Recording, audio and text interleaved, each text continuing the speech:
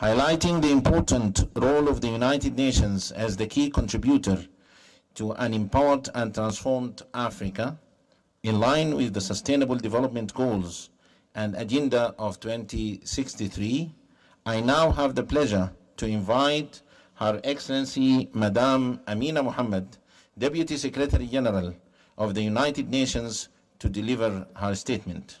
Your Excellency.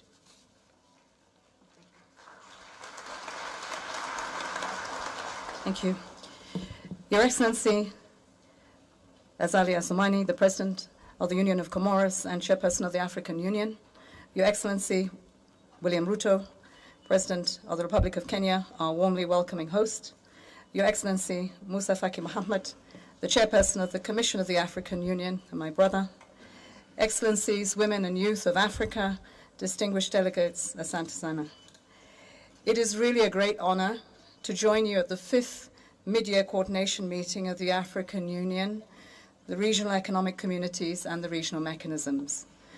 I would like to thank the Government of Kenya for the warm welcome home and the African Union for inviting me to share some reflections.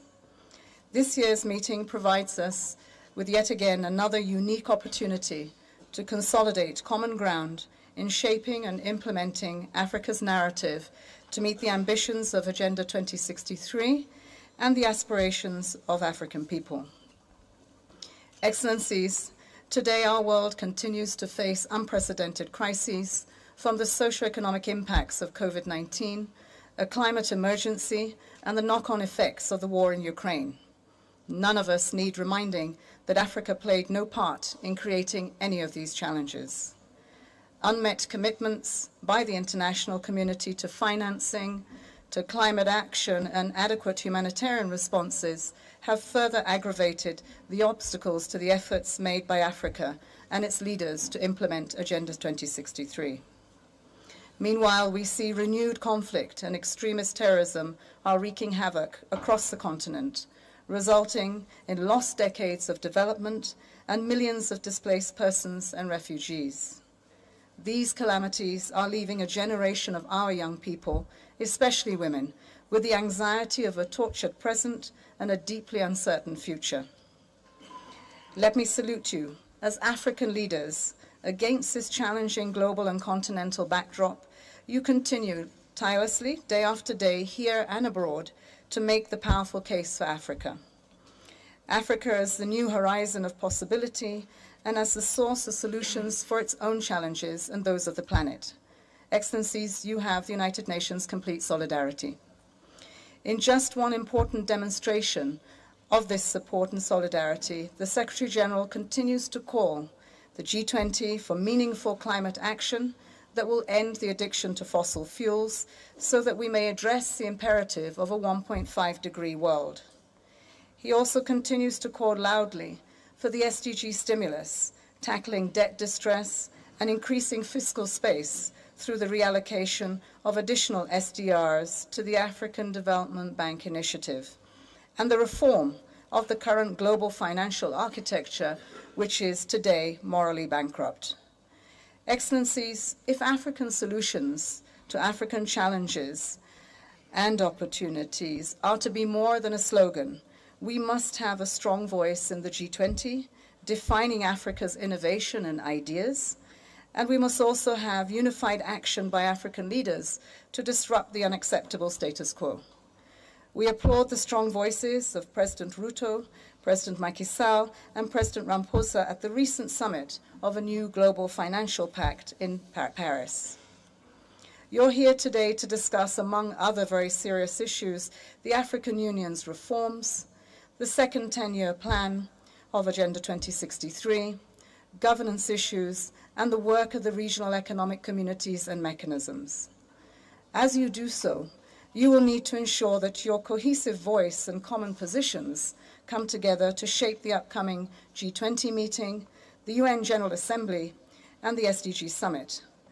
It will also inform the Climate Action Summit, the commemoration of the UN Declaration of Human Rights at 75, and the World Bank IMF fall meetings on reform, and then the last of the meetings of the year, the Paris Climate Stocktaking at COP28.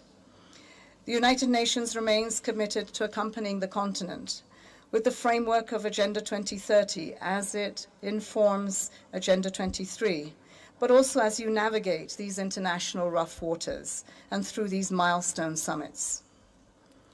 Finally, Excellencies, allow me to end with a plea to all of you. As an African woman and a very proud Nigerian, mother of 6 and grandmother of 4, I have an intergenerational stake in Africa. The continent faces a moment of reckoning when the world appears to take its gaze off Africa. We may appear down, but we are far from out. And as our leaders, we continue to count on you to forge a path towards delivering the vision for Africa that is enshrined in the 2063 agenda. Excellencies, this will not happen unless we stand united, with no light between you. As we say in Africa, if the wall cracks, the lizard will enter. And it needs you to be determined to live up to the courage of our convictions with a sense of urgency. It is this unity that we must draw from on the depths of Africa's turbulent history, but also our shared values and a sense of common purpose. Ultimately, Excellencies, it is Africa's very dignity that is at stake for us and future generations. In the words of late Kwame Nkrumah, who inspired Agenda 2063, I quote, "We in Africa, who are pressing now for unity, are deeply conscious of the validity of our purpose. We need the strength of our combined numbers to protect ourselves from the very real dangers of colonization returning in disguised forms." Excellencies, ladies and gentlemen, friends, the women and youth of Africa, thank you for this opportunity, and I wish you constructive and productive meetings. Sente Sana.